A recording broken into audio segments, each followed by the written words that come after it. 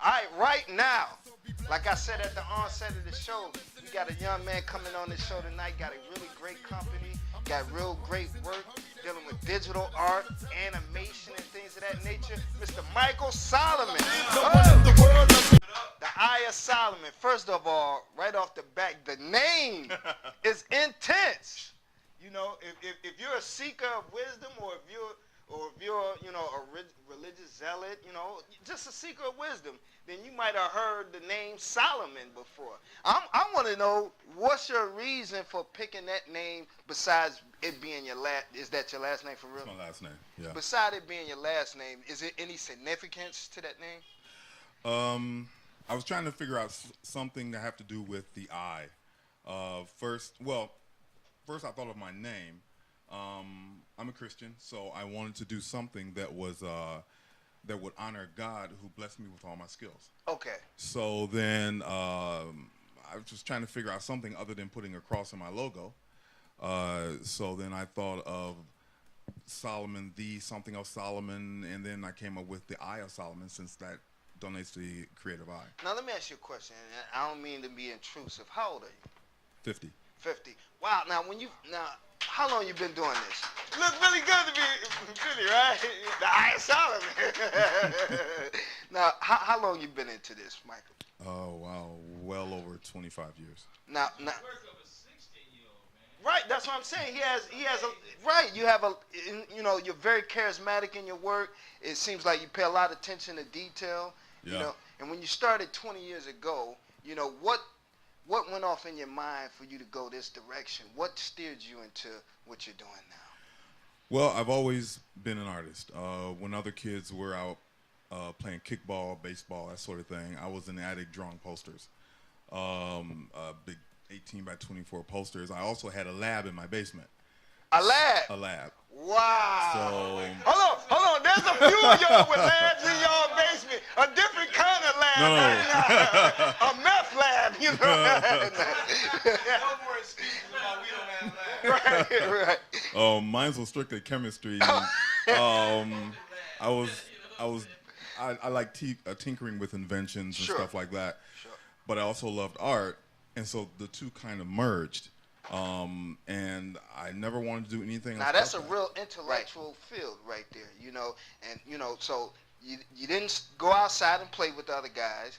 You stayed in the basement, tampered around, drew things of that nature. Did anybody ever pick up on that in the early days on your talent, your parents or anything? Primarily my mother and my uncle. Were they artistic in behavior? My uncle, you may have heard of him, Dewey Jeffries. Dewey Jeffries. Dewey Jeffries. Y'all heard of him? Dewey Jeffries, popular jazz musician. He passed away about 2 years ago, but he was very popular in Cleveland and several other states actually. So he was a big part in encouraging me. He was a full-time musician for 30 years, and that's pretty rare to do music full-time. Right. You were pretty much impressed by him. What did you take from his experience that you applied to yourself in those early days? Well, he would wake up, and I grew up half my life with he and his family. He would wake up and practice at 5 or 6 in the morning every day for about 2 to 3 hours. Right. And that really impressed me. Till the day he passed, he always practiced, and he was always trying to find a new way to use his skills. And he just loved it. For him, he got paid to have fun. Right. And I said, hey, I want to get paid to have fun. Right. So then I was determined to do art for a living. And now it would lead someone to believe. Now, when you were young and the cartoons came on, you kind of looked at those things differently than the average young I was no Joe. fun to be around when looking at movies or cartoons, because I was always dissecting it. Right. Right. And it was just it was bad to be around me when I was. Were you a fan of like Voltron and things of that nature? Ultraman, Ultraman, yeah. The original anime, right? Ultraman. Comic books, big time. I still have 3,000 of them. And, wow! And my wife just recently categorized them all. So comic books was a major thing with me, because I did more than just look at the pictures. I actually read them and got into the stories. Thor was one of my favorite comic books, and to read Thor, you would have to read the lingo because it was written with Asgardian lingo. It was similar to reading the King James Bible. Okay. So that really helped in vocabulary and teaching myself how to write and stuff like that. Yeah. Sure. Now, what broadened your horizons in your career as you came along? Did you have any experiences where you ventured out and traveled and went to conventions or anything of that nature? Not really, no. I grew up pretty poor, so I wasn't really exposed to a lot of that until I lived with my uncle, and I used to roadie for him. So I experienced a lot of different things, met some famous people Gave you that a lot way. of Now, inspiration. you combine Right. various forms together to work for you to produce material for print, web, video. You know, you combine animation, graphic art, digital art. You know, what made you want to step out onto that plateau and combine these things, you know? Well, I started out as a traditional illustrator. I graduated school with a handful What of... is an illustrator, first of all? An illustrator is someone who draws. Okay. Yeah. And I graduated school using pastels, coloring pencils, markers. Right. And I went into the digital arts on my own. So I'm self-taught in all 3D animation and 2D illustration. Right. Now, producing flyers is kind of beneath you. Much more than flyers and things of that nature. Didn't want to stay at nothing like that. Got enthusiastic about all these other elements. Right.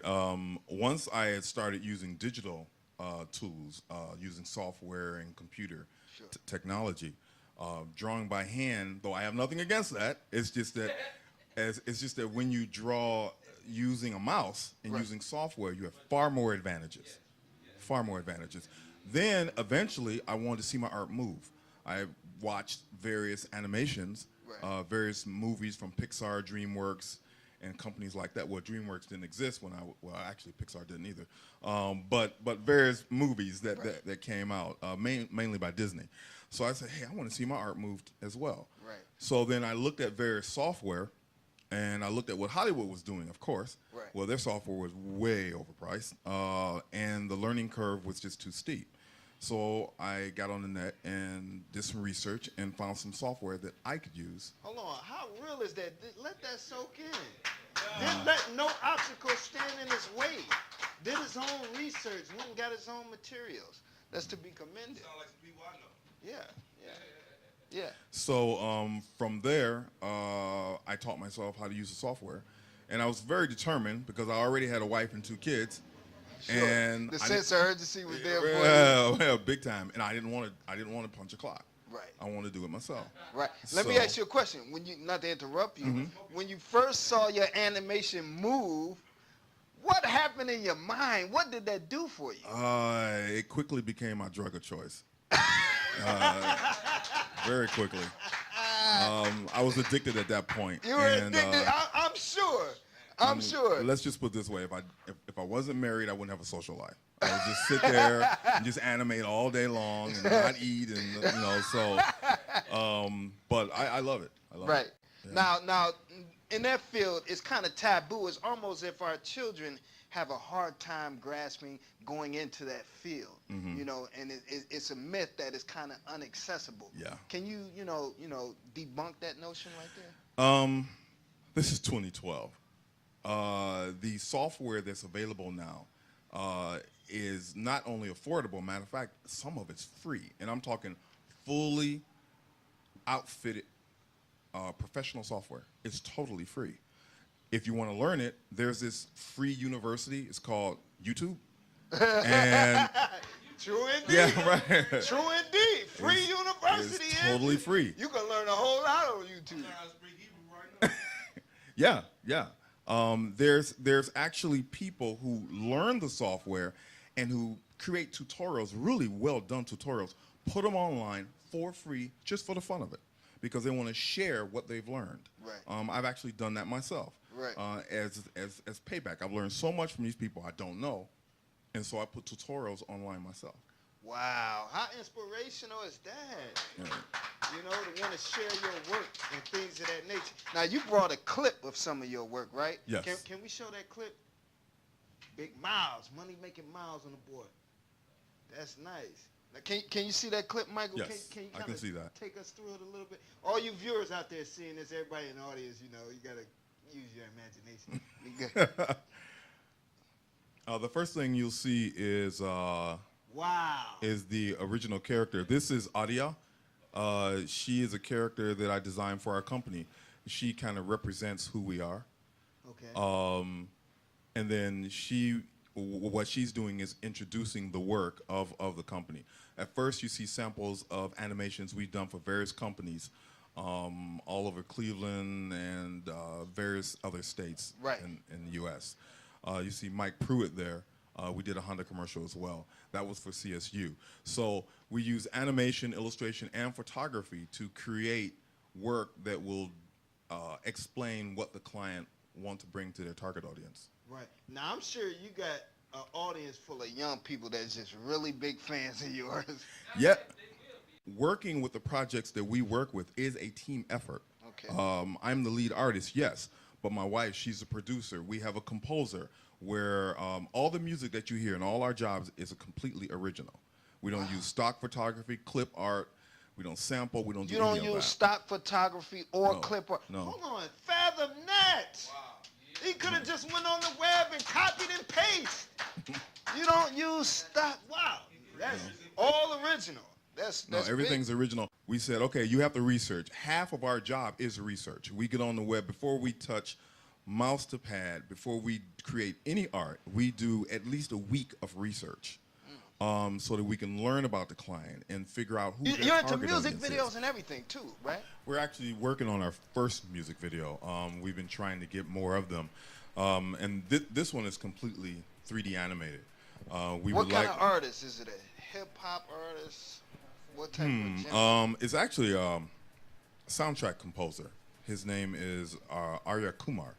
And he created the music, and I'm animating a dance to it. We actually have a professional dancer, choreographer, who's actually choreographing the dance, and then I'm going to animate the character Now, based how on does her that work? Do choreography. you video record the dancer? I video her, right, and then I video her, and then I simply use her choreography on a separate monitor, and I simply animate the character based on her moves. Work.